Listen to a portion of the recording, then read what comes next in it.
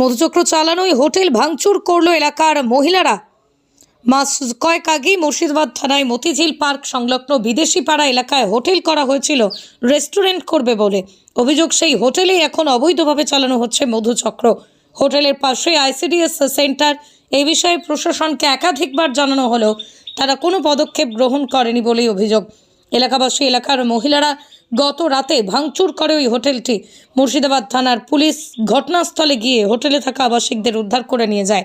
হোটেলে থাকা আসবাবপত্র এবং বাইক ভাঙচুর করে স্থানীয় বাসিন্দারা। দীর্ঘদিন প্রশাসনকে জানিয়েও কোনো সুরাহা না হয় ভাঙচুর চালিয়েছে মহিলারা। আমরা নোংরা দেখেছি বলে ভাঙচুর করেছি আমরা মেয়েরা। আচ্ছা, আপনারা ভাঙচুর করেছেন? হ্যাঁ, আমরা ভাঙচুর করেছি। আরো যদি কি হতো এখানে? এই নোংরা অসভ্য করছে, সব বাচ্চা ছেলেরা কি শিখবে? দেখছে, দেহ বিক্রি করছে, উলুঙ্গা হয়ে থাকছে সব। তাহলে এগুলা দেখবে বাচ্চারা? হ্যাঁ, স্কুল। তাহলে বাচ্চারা কি দেখবে? এটা দেখে শিখবে না পড়াশোনা শিখবে? কোনটা? পড়াশোনাটা তো আগে। প্রশাসনকে জানিয়েছেন? হ্যাঁ, জানিয়েছি। কিছু পদক্ষেপ? না, ওরা কিছু লয়নি। কোনদিন কিছু না, বলেনি? কিছু লয়নি বলে তো আমরা এসব করতে বাধ্য হয়েছি। আচ্ছা, এখন ওখানে কেউ আছে?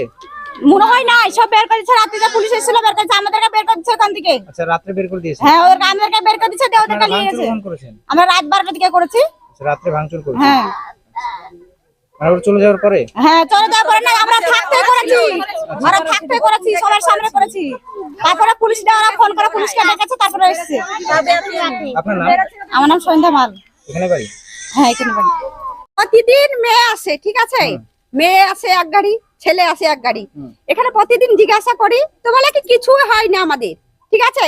তারপরে জানলা খুলে প্রতিদিন ঝাড় দিই, সকাল সন্ধ্যা, মানে প্রতিদিন ওদেরকে ওরকম দেখতে হয় অবস্থা। কেন দেখবো আমরা প্রতিদিন? এদেরকে মান্না করলে শুনবে না। বাচ্চারা বাড়াচ্ছে, তা বাচ্চাদেরকে দেখতে পাচ্ছে, ওই সব জিনিস গন্ধ জিনিস দেখতে পাচ্ছে। কোন দাবি করছে, ব্যবহার করছে, এখানে ফেলছে রাস্তায়।